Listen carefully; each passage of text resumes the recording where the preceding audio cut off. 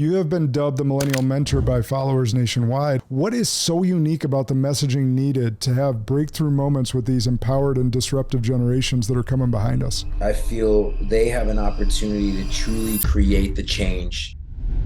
This is going to be the largest wealth transfer in history. And I think that there's a lot of responsibility that comes with that. And so it's really preparing these young leaders to understand the responsibility that they have to be able to steward the future.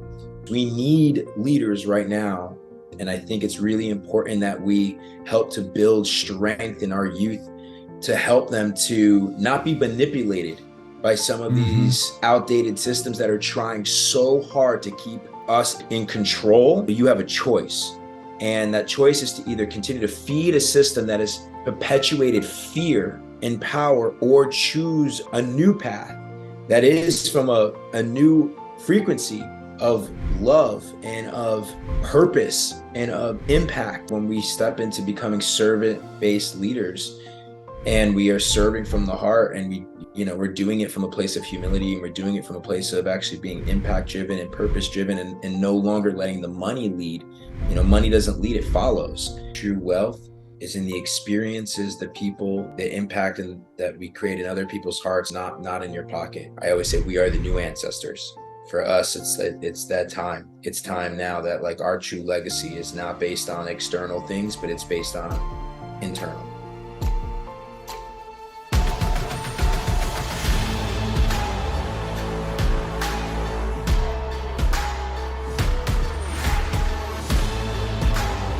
This is Sparta! Welcome back to Spartan Leadership. I'm your host, Josh Kosnick. Hey, and this is your friendly reminder. We are giving you guys a ton of content and impact. So if you've been impacted, I know you'll be impacted today. Please share these episodes. It costs us quite a bit of money to put these on, and we love giving back and doing it. Just all we ask is that you're sharing and sharing with those that you love and want to be impacted. So with that being said, with me today, a man on a mission to pave the way for the next generation, entrepreneur, investor, storyteller, leader among leaders, and most importantly, husband and father. Please join me in welcoming the Millennial Mentor himself, Gerard Adams, to the show. Welcome, brother. Yo, I am so happy to be here. This is such a really cool podcast. I love the idea of Spartan leadership. And so thanks for having me, Josh. Well, I appreciate you being here. We got to connect at Ed Milet's house in the backyard over a cigar. And it was good to connect with you in that sense, because I got to tell the audience a little bit. I was late to the podcast game. I think it was around 2019, right, and even before COVID, or maybe early 2020, where I really started listening to podcasts, because it had been weighing on my heart and my CMO at the time for me to start a podcast. Well, I was like, well, I should probably start listening to some. So I find this podcast called Leaders Create Leaders, because that's who I am and what I'm passionate about, hosted by none other than Gerard Adams. So I reached out recently to say, hey, yours was the very first podcast I listened to. I really enjoyed our conversation in California. Would you honor me and be on the show? And I'm so happy that you said yes, brother.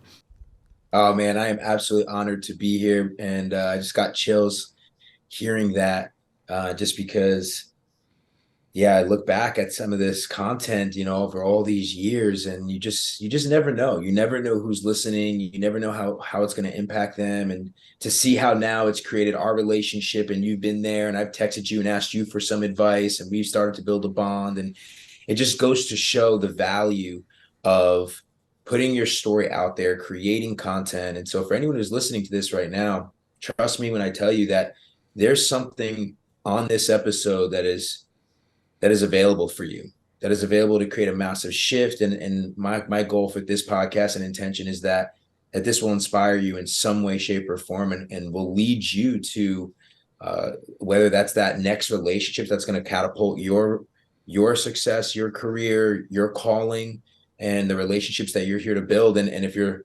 following Josh, I mean, continue to dive into this podcast, because this guy has a wealth of knowledge and wisdom, and he cares deeply about those around him. And so I know that he really wants to support you all in leveling up your leadership. That is the truth. And I wanted to start with a quote of yours recently. And it was very profound to me. So I busted out my phone to make sure I didn't screw it up. Unpopular opinion. Time isn't your most valuable asset. Energy is. Time means nothing if you can't truly enjoy it. I just found that amazingly profound. And I was recently with Dr. Gabrielle Lyons, and she talked about the biggest predictor of your future destiny is your health. And I thought that those two concepts, although worded differently, really vibe together. So I want you to elaborate on that, because it is repetitive that we hear often that time is our most valuable asset. And you just took a different spin on it. And I got to say that I agree with it. And I just want to hear from the horse's mouth why you put that out there and what it means to you.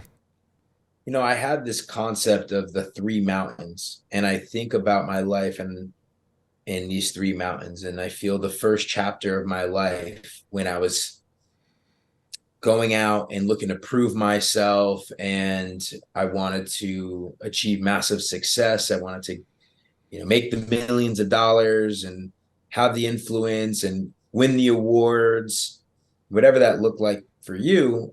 For me, it was being an entrepreneur of 20 years. It was kind of getting those exits under my belt. And for me, what I realized was I kind of made that my entire life, and to the point where I sacrificed family, I sacrificed friendships, I've sacrificed holidays, I sacrificed so much. And then all of a sudden, when I got to that second exit when I was 30, I just realized, man, I'm really unhappy. I'm actually pretty depressed. And everyone who I loved wasn't really reaching out to me anymore. And I was hitting up my friends and hitting up family, hey, why aren't you inviting me to some of these things? And well, Gerard, you're just too busy. And I know if you're a high performer like me, you probably have heard that a lot most of your life, is that people say, man, well, I just thought you were busy. I just thought you were busy. You know what I mean? And there's this, it becomes this kind of perception. And I started realizing, man, I actually have lost the quality of my life, and being my relationships. My health was shit at that time. I was just drinking and partying and just all about money and women and all these things.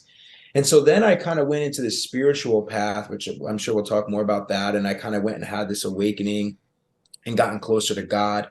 And that kind of led me to purpose. And the thing about the second mountain is you start looking to find this purpose.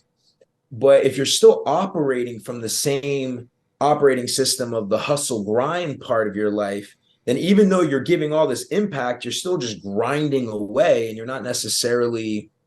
still not necessarily the healthiest version of you. And I found myself on my second mountain building an incubator. And this is what I talked about when I was on Ed's show. And I was so proud at this time in my life, because I was building this incubator in the hood near where I grew up, in the projects, and teaching entrepreneurship, emotional intelligence, financial literacy. I was giving back. I was bringing guys like Tom Bilyeu and Lewis Howes and Eric Thomas and all these epic leaders into the hood. And I was just putting on this Superman cape, but deep down, I was still neglecting my relationship. My relationship was, I was breaking up with someone after 5 years. I still was just operating from the grind mode, even though I just wanted to make so much impact, and I couldn't figure it out. And then that's kind of when I had a huge shift in my journey that led me to this third mountain, where I started prioritizing my health and harmony. I never really thought about this idea of what is harmony, but just really creating more balance in my life. And I know there's also perception of there's no such thing as balance as an entrepreneur. And I would somewhat agree to that on a day-to-day basis. But for me, I just started really prioritizing these 5 pillars of my life, which is health, which is happiness, which is my harmony, which is my heart, and then also my hustle. So hustle's still a part of it, but it's not the end all be all. I'm prioritizing these other 5 pillars. I call it the H5. And so I kind of measure these pillars on a day-to-day basis, and I create certain habit stack within each one of those pillars to create a level of what I would find is somewhat balance in my life. And that's allowed me to become essentially just more present, because I'm always going to be someone who wants to continue to achieve more new levels of success, more millions. I want to create more wealth, and I want to have the best quality life that I possibly can have, and most importantly, provide for my family. but I don't want to do it at the expense and cost of me not actually being able to be present and aware and have the energy to spend it with the people I love most, especially because, as you might have seen, I became a father for the first time over this past year. And so that really shifted things to the third mountain for me. It was like, it's time now to slow down and to really prioritize the things that matter most while still climbing this mountain. And, Yes. and so that's, you know, what it's meant to me. I love the age 5 and your explanation behind it, because hustle's still a part of it, but it's not first. And that's where, for hard charging entrepreneurs, type A, you know, whether you refer to as alpha or otherwise, it's part of your ethos no matter what. It just doesn't and shouldn't be number one at all times. Otherwise, you will sacrifice your health. You will sacrifice your harmony. You will sacrifice even your heart, like you mentioned. And but those that are matched with us, our partners in life, like, they understand the hustle's part of that they understand who they married or who they got into a relationship with when you find the right one. And so I love your explanation behind that. And it's also like putting your oxygen mask on first before seeking to help others. Like they tell us on an airplane, anytime during the safety demonstration, put your oxygen mask on first before you assist any others. That's because we have to be whole as a person to be truly giving of ourselves 100% to others, especially of us as leaders. If you're a leader of an organization, or even just the leader of your family, and I shouldn't say just, because it's a very important position. So whether you're a leader of a business or leader of your family, you have to be whole to be able to give your whole heart to the rest of those that you lead. So I love that explanation. And some of my favorite content is of you and your daughter. I love it. Thank you, and we got to connect on that, because I got 3 girls as well. Now they're 12, 10, and 8. And then my little boy came last, but it's interesting, man. You don't have the competition yet, but last night I got in a little bit of trouble because my 10-year-old asked me to go on a daddy-daughter date, and the 12-year-old was not very happy that I said yes to that. Not even just that I said yes to it, is that I think essentially that she didn't think of it first, and then I took the 10-year-old out, and literally on my front doorstep, as we're leaving the driveway, I see someone with their arms folded, like staring me down. Oh, man. So, man. the things we get to look forward to with our little girls, man. But yeah, it's preteen is upon us, and we got some other things to work through. But it's a beautiful thing, no matter what. All right, so this is somewhat in that realm. I want to touch on this. Another one of your quotes: "They can take your money and your possessions, but they'll never take your mind." Take us back. Introduce us to the beautiful woman behind that quote, and your journey, kind of from the New Jersey projects, like you mentioned, to Silicon Valley, and then beyond. Because I don't know that a lot of people know your story as much as maybe I do. Yeah. So, man, shout out to the moms, right? Shout out to our mothers, the real MVPs. I'm just so grateful. And I know that there's a lot of people right now, friends of mine too, that have been losing parents. And that's something that I've been really present of. I've had a lot of friends recently that have lost a mom or lost a father. And I'm just, it's allowed me to just really come into a deep gratitude for the fact that my mother and my father are still around. I wouldn't be the man I am without my parents. And I know that not everybody is blessed in that way. And so for me to have grown up with both my parents around, my father instilling leadership in me since I was a little boy, leadership quotes all over my house, talking to me about the stock market, talking to me about success, talking to me about just becoming a great man, a family man. And like, he made such an impact in me. And then my mother, just, man, her work ethic. I saw my mom working 6-7 days a week. My first job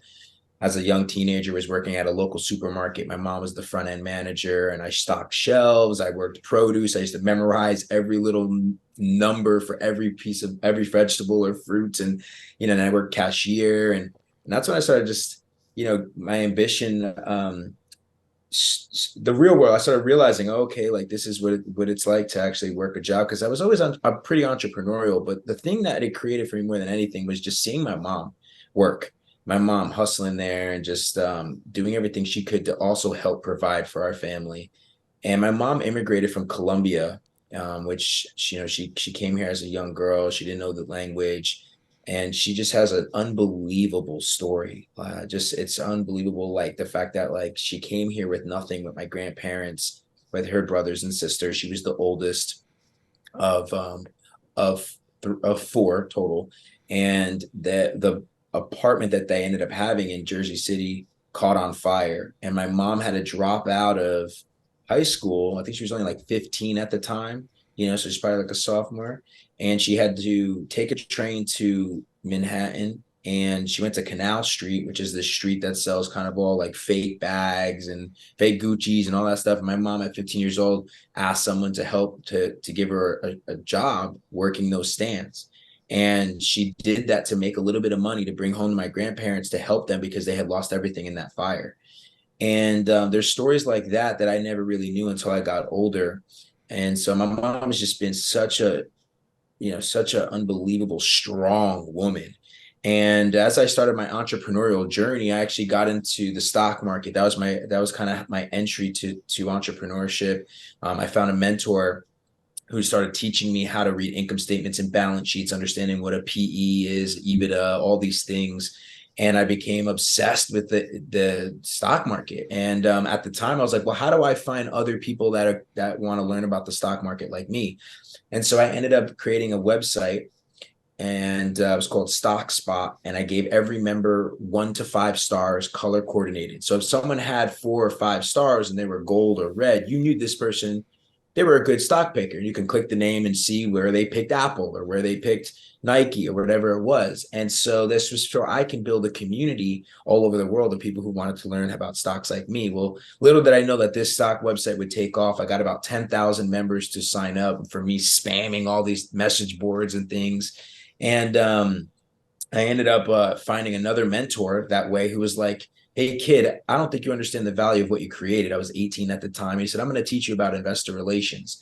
And so he taught me about this thing called IR and how to help build shareholder bases and go even deeper with understanding what it takes to build a public company. And I ended up helping that company build the largest shareholder base on any small cap publicly traded company. And that led me to my first really big failure. That stock was up 400%. They were reinventing the battery, a battery that they called the nano battery, using nanotechnology to separate the electrodes from the electrolytes inside of a battery, because essentially a battery is constantly using energy. And they created this way to separate that so that the battery would only use energy when you turn the device on, right? And so I was really interested in this because back then, you guys remember, man, like it was like, man, why are we still using we still use AA batteries today? Why are we still having to charge our cell phones every single night? And back then you had to charge your cell phone 2-3 times a day because it would die so fast. So I was really interested. And I held the first ever public demonstration of this nano battery to prove the concept. This company was going to raise $20-30 million, take it to mass production. Well, we held this demonstration, and I'll never forget. It's the first time I go on stage, and I have huge shoulder pad suit on. I wanted to look like my dad, and orange tie, this navy pinstripe suit. I look like a baby. No one knew how young I really was helping this company with IR, and I was really helping them using the internet, which was a new concept. And so I go on stage and introduce the CEO and the chief scientist officer, Dr. Fred Allen, and I'll never forget, that day changed my life. Doing that, but they go up on stage and they go to prove this concept. And what do you think happens, Josh? Fails. The battery Bang. Doesn't work. Right? It doesn't work. And now I've seen them use this thing in Lucent Bell Labs many times. And so anyways, this thing doesn't work. I had 400 people in this room that I had gotten into this room, and I thought my career was over. But a guy came up to me and said, hey, kid, I'm surprised you got me in the room. Call me. He gives me his card. And it was in that moment I knew I had a gift. I had a gift of getting people to pay attention. I had a gift of getting people in the room. I had a gift of getting the eyeballs. And so I launched my first ever agency. and helping publicly traded companies to tell their stories, which I've had now for 20 years. It's one of my businesses for 20 years with the first mentor who ever mentored me has been my business partner for 20 years in that business. But as we were building it, I put all of my money I was making. That became my first 8-figure business by the time I was 24. I put all my money into the stock market, and I invested into a company that was the company who owned the patents for what's called TV everywhere. So essentially, now that we watch TVs with our phones, this company had the patents. I invested all my, I was like, everything's going to go into digital media on the cell phones. Well, sometimes with the stock market, you can be right, but if you don't time it right and the market collapses, you're screwed. And so that's what happened. And I was up at that time. It was like $20 million on the stock in the stock market, and the economy crashes. This is when the recession hit. I lose pretty much everything. And it was in that moment that I was so humiliated. And now I can't get any clients because, again, I'm helping public companies. They're all crashed. All my money's in the stock market. It all crashes. All my friends from high school think I'm this guy who made it, and nobody knows because I had the Ferrari, the Bentley, the penthouse.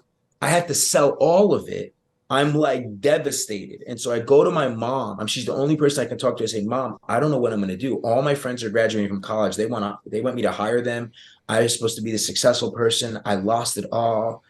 I'm so embarrassed. I'm a huge failure. I don't know what to do. And my mother looks at me in the eyes and she says, son, they can take all of that away from you. You can lose all the money in the world, but they'll never take this and they'll never take this. And she points to my mind and she points to my heart. And she goes, so you get the fuck back up and you get back out there and you do it again. And that moment, it just shocked my system. And right after that, she had told me the story of immigrating to this country with nothing. And it reminded me of my ancestors who literally came to America with nothing on my father's side from Italy. And I just was like, all right, I got to do this again. And so that was when I went and built my next company, Elite Daily. That ended up being me and two co-founders that were my interns with literally a folding chair. I had nothing at the time. We bought a domain name for $9.99 and just went after it. And in about 4.5 years, was able to raise money and sell it to $1 billion company and do it again. And if it wasn't for my mother, I never would have had that comeback. Man, so powerful, so much wisdom in that, and such an incredible story. And that's what I think people don't realize is they're so scared to go for something because what if it fails? But you don't ask yourself, you don't think you're going to learn a few things along the way that's going to help you build the next thing up if that were to fail? You're going to be so well past who you are today if you just go for it and learn all those lessons along the way. You won't even recognize yourself a year ago. So whether or not it fails doesn't even matter. You're evolving as a person. And so if you get kicked down that mountain, you can climb right back up again if you do what your mom told you to do, which is get back out there, put those lessons to use, and keep climbing. 100%.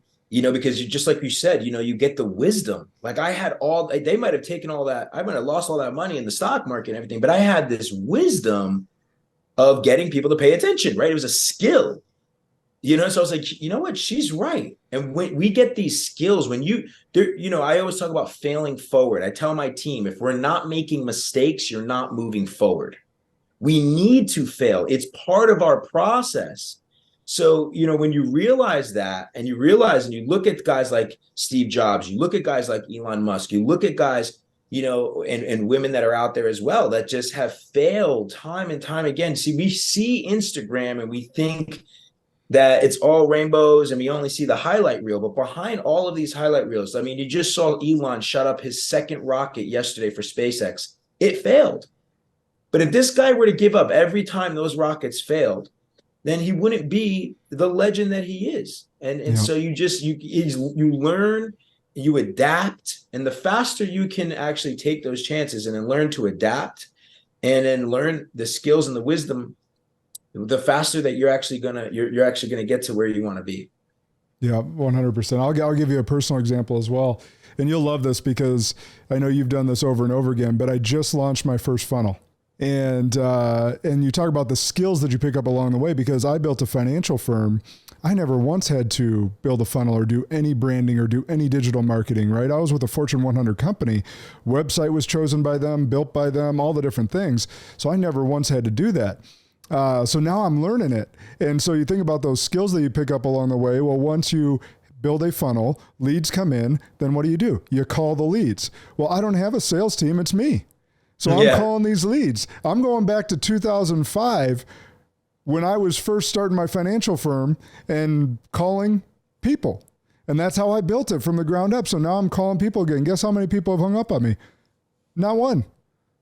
Not one right now. I have a skill to talk to them at a real time level, and also a skill to say, hey, I don't need you. I'm here. And I'm not saying this, but I'm inverting this through my energy. I don't need you. I'm here to add value to your world and then see if we're a fit. So I'm putting that energy through the phone because that's what I've learned to do over the last 20 years. So even though my firm is no longer, and I'm now doing this new thing and launched this new funnel, like I picked up all these skills along the way. I was commenting to one of my masterminds on the financial advisor side. I was like, hey, I feel like a new advisor today, smiling and dialing. And they all got a kick out of it because I was like, look, we just launched this and I'm just back doing the thing. I love it. I love the humility too. You know, Erwin McManus talks about that, and it's really been a huge part of my awakening is just the humility, right? To kind of get back and get our hands in the dirt and build from this ground up. And just like, there's a lot of pride with that. And it feels really good, right? Like I can only imagine you actually probably really enjoy talking to these people. Love it. It actually probably takes me too long to get off the phone because I really enjoy it. Right. Same, you know, and I think comes back to this point too, of like, when we step into becoming servant-based leaders and we are serving from the heart, and we're doing it from a place of humility, and we're doing it from a place of actually being impact driven and purpose driven, and no longer letting the money lead. You know, money doesn't lead, it follows. And really, if we're just leading from that place, man, and we can just love what we're doing, man. And it's the reason why I think we're doing this, right? And it's like, I asked Ed Milet, man, one of my greatest mentors and such an unbelievable role model. And I had a moment with him. I said, Ed, can I just ask you? I just want to know for real. I'm like, is it worth it? Like you have all this wealth, but like, come on, you're doing podcasts every day. You're traveling. Every time I look on Instagram, you're in a new place speaking. Like, you're just everywhere. Like, is it worth it? Is it worth it that you're doing so much, speaking and digitally and everything? And he actually took a moment and he was like, you know what? Someone really hasn't asked me that. And he really sat with it for a second, because I think at that moment in time too, like, because sometimes it can take a toll, how we're building movements, we're supporting community, we want to help the world, man. The world is suffering right now. But he just looked back and he's like, absolutely. The fulfillment that I get from these people that heard this podcast or shot that DM or came, like, the fulfillment has just driven, and it helped me to remember that's what it's about, the fulfillment of the impact that we're creating. And I believe that to be true about him and what he's saying to be true, because I'm a keen observer of people, and I know you are as well, especially as you've touched into your energy. Watching him in those moments, like whether it be with you, I observed him in that conversation. He said, Gerard, you could have been on stage speaking today. I'm so glad you're here, brother. And then I observe him in other rooms, because I go into those rooms and I'm not fanboying out over you or Ed or anyone. I'm trying to build a genuine connection.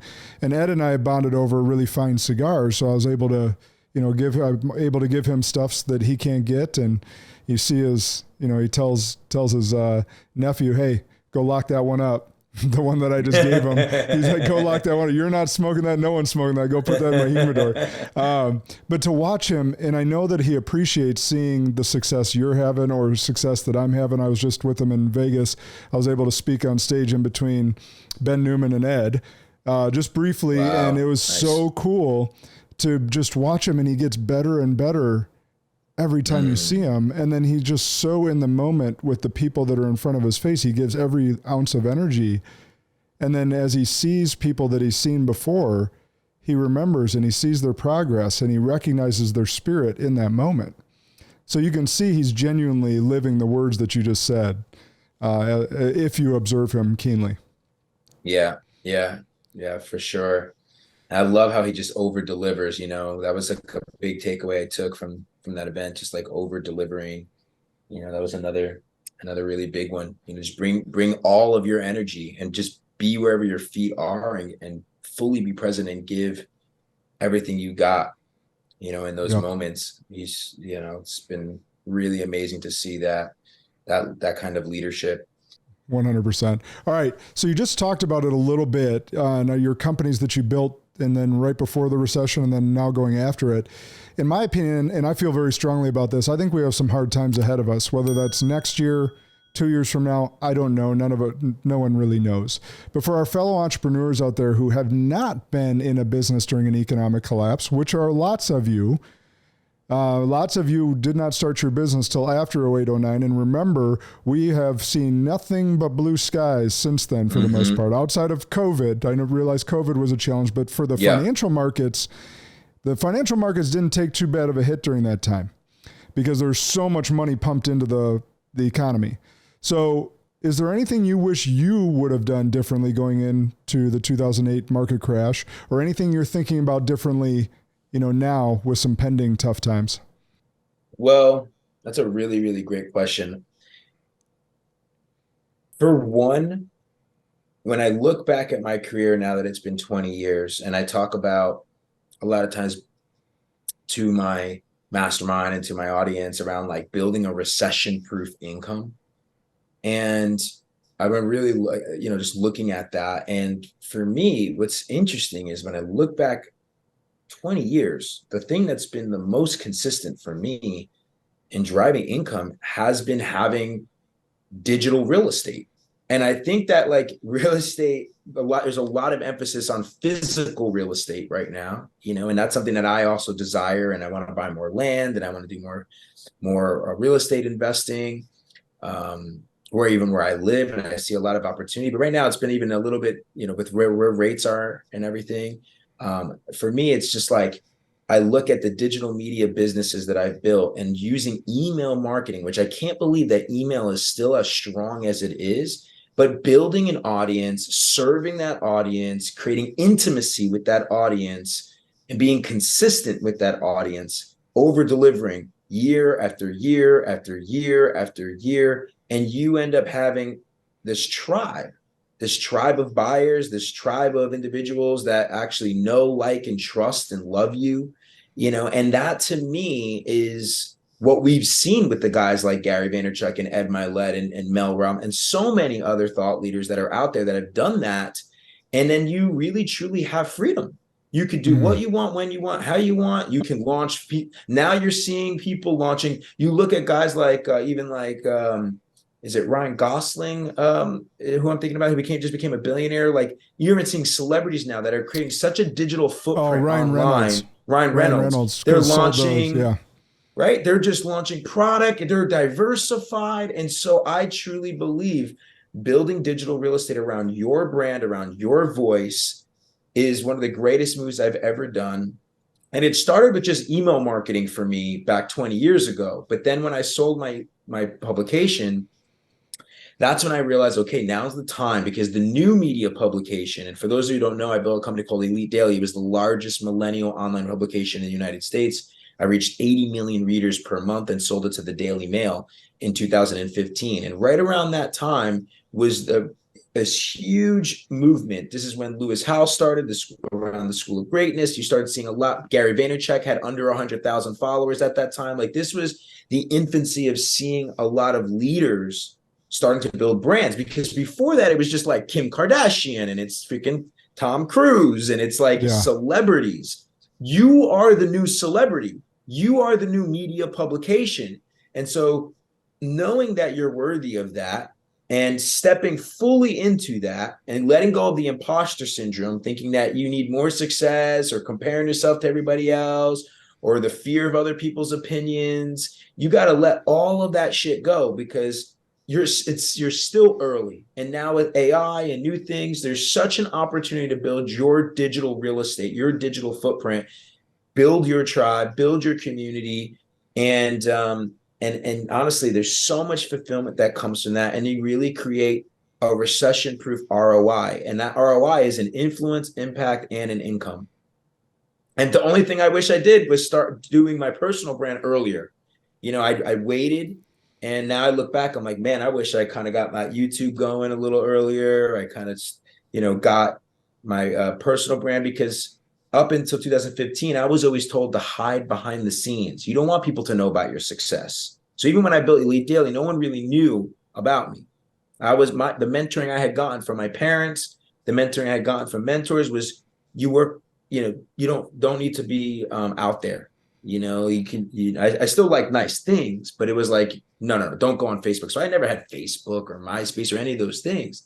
And so I realize now that there's a lot of power and a lot of value in building that digital footprint and that digital real estate around your voice. That's so good. I was going to stop you to clarify, but you already did it, because I could see some people going, wait, digital real estate like on Meta? No. I knew you were talking about branding, but wanted to make sure everyone else was doing that.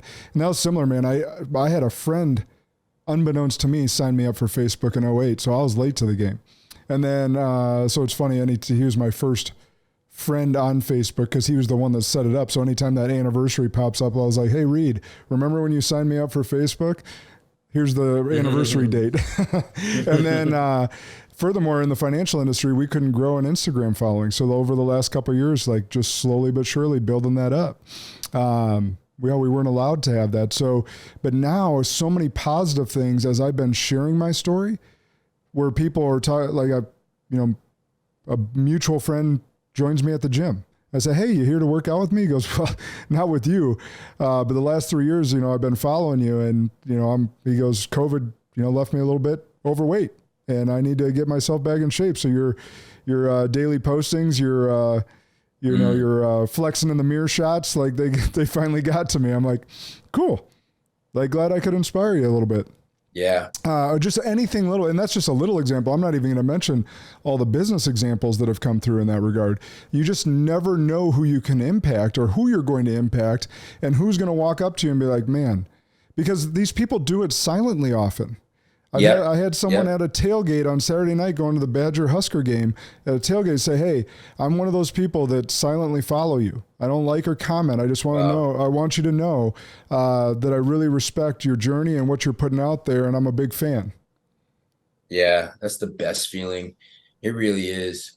And then the opportunities that come from that, it's hard to put a value on all of it, but it's just the relationships, right? And life's about that, life's about your relationships. They say your network is your net worth. Now you got a tool where you can actually magnetize a network on a whole nother level. Whereas back in the day, you had to go pounding pavement, you had to go and dish those cards out. Now you have a digital freaking business card, and you can build that thing to reach a global network.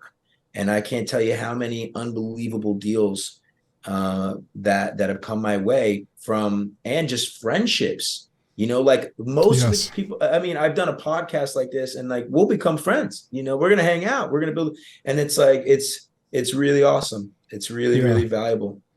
And I want to speak to the person, you can add to this too, but I want to speak to the person that might be listening and going, yeah, but Josh, Gerard, I haven't sold an 8-figure business like you. What do I have to share?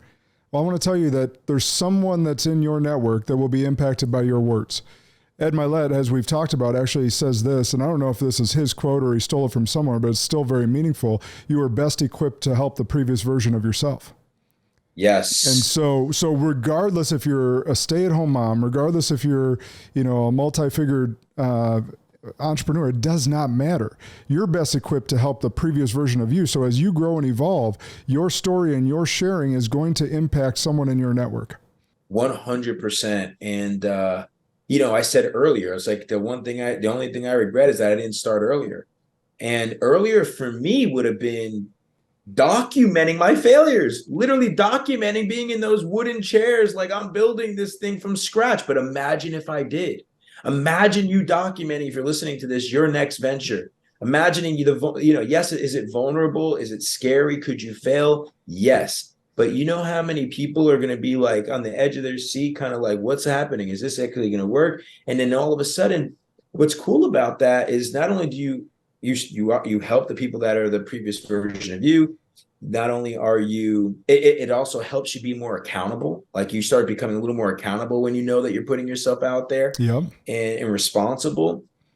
But it also, again, magnetizes opportunities. You never know who's going to hit you up and say, hey, I see what you're up to.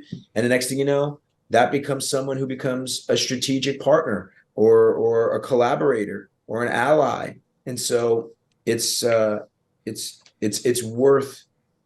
taking that step in that direction. It's worth the risk. Yeah, it's worth the risk. It's worth the risk. So let's switch gears a little here. And you mentioned this with your daily mailer. You have been dubbed the Millennial Mentor by followers nationwide. And I know that might be past, but this question still breeds on this. Like, today you help our nation's youngest generations have breakthrough moments, just as you did so many years back. What is so unique about the messaging needed to have breakthrough moments with these empowered and disruptive generations that are coming behind us? Yeah, I feel what's so important is that I feel they have an opportunity to truly create the change right now that's happening, and that's so at the forefront and at the surface of like what we're seeing, not just nationwide, but globally, with the systems that are collapsing all around us. And they have the opportunity to steward the next revolution of new systems being built. And in that, be a part of not only, I feel, the healthiest, the way that we can create for humanity and for our planet, but also the wealthiest. And I think right now we're hearing like this is going to be the largest wealth transfer in history. And I think that there's a lot of responsibility that comes with that. And so it's really preparing these young leaders to understand the responsibility that they have to be able to steward the future, the future for our planet, the future for humanity. And I believe that they are equipped, but I think that it also is why we need role models right now. We need leaders. We need leaders right now, our current generation, to be the role models that are helping to also build strength. I think that there is a victim mentality and a weakness that has penetrated into our youth. And I think it's really important that we help to build strength in our youth to help them to not be manipulated by some of these outdated systems that are trying so hard to keep us in control. In a box. And these systems, whether it's education, whether it's financial, whether it's the healthcare system, it's clear that it's not working anymore. And that's why there's so much separation. There's so much divide. There's so much war. There's so much hate. There's so much of that. And so I think the most important thing for them is, you have a choice. And that choice is to either continue to feed a system that has perpetuated fear and that has been run by fear and greed and power, or choose a new path that is from a new frequency of love and of purpose and of impact. And through that, I think that they will then become a match to the wealth transfer in a way that I believe God will help them to steward a new future that they can be proud of. And I know it's a mess. Like, I know as a millennial, I felt that way from Gen X. Like, man, they have made a fucking mess. I hated seeing, my father and what they had gone through and the control of what the American dream was to them, even though I am so proud of that. And I look back generation to generation to generation. I'm like, geez, man, what they've had to overcome is unfathomable. And it's why, like, I come from a lineage, and many of us come from such a lineage that is so tough. It hasn't learned how to become emotional intelligent, because we had to figure out how to survive. We had to be so tough. Now we're coming into a place where we don't need our kids to feel they need to survive. They now can have the tools to truly thrive. And that's what we should want for our kids. I know my parents and grandparents, every one of them, my great grandparents, they did what they needed to do at that time to be able to store a better future for their kids and great grandkids. And that's what I want to do. And I want to position these kids as best as possible. And all of us as leaders need to do that as best as possible so that they can have the greatest opportunity for themselves to succeed in this life, and to feel the love that is available to them, and to know that they are worthy of peace and of love and of happiness and of joy and of abundance and of wealth and all of these things, and not to be continue to be held down and thinking that they're not worthy of those things. Yeah, I love that answer. Let's stay on that topic for just a moment. I love asking parents that have a similar background to you this question. So you didn't grow up with much, but now have built this beautiful life of abundance.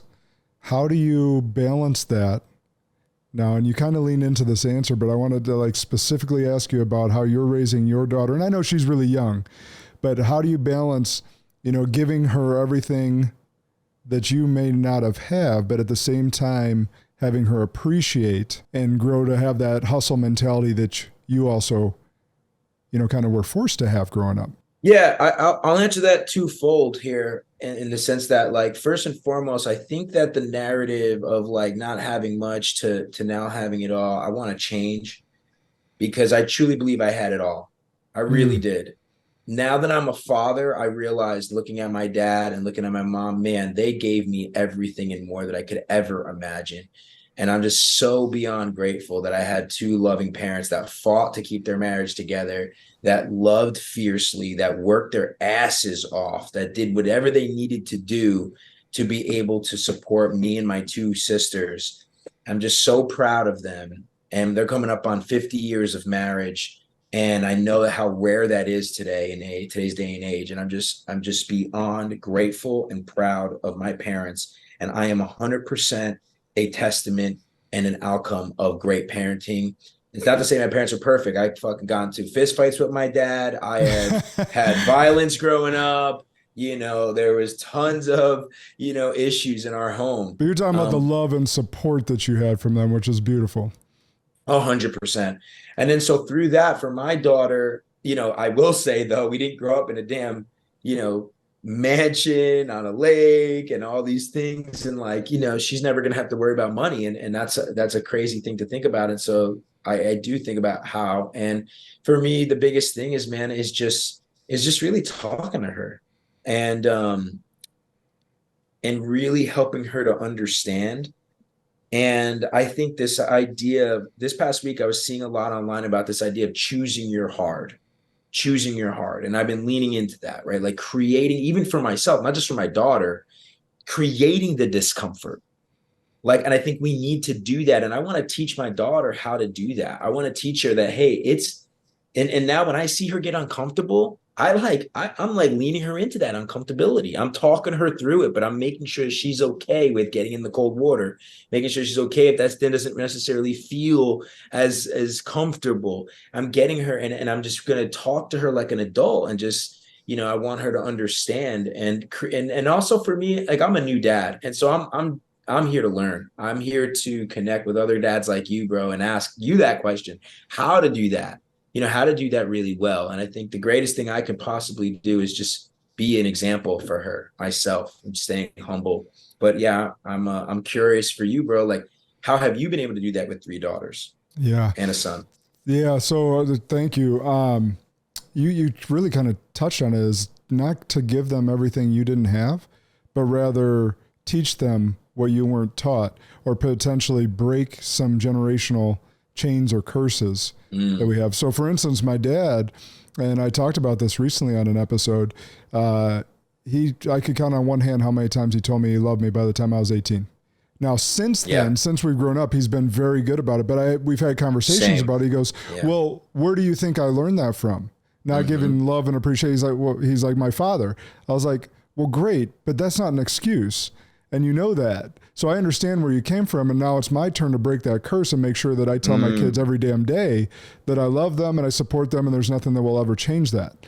and that I'm proud of them. So all those different things, like you can be the one to break that curse. And then the other thing is creating experiences more than buying things. So we do this Yes Day. If you've seen that crazy Yes Day movie, it's spurred during COVID. And it was great.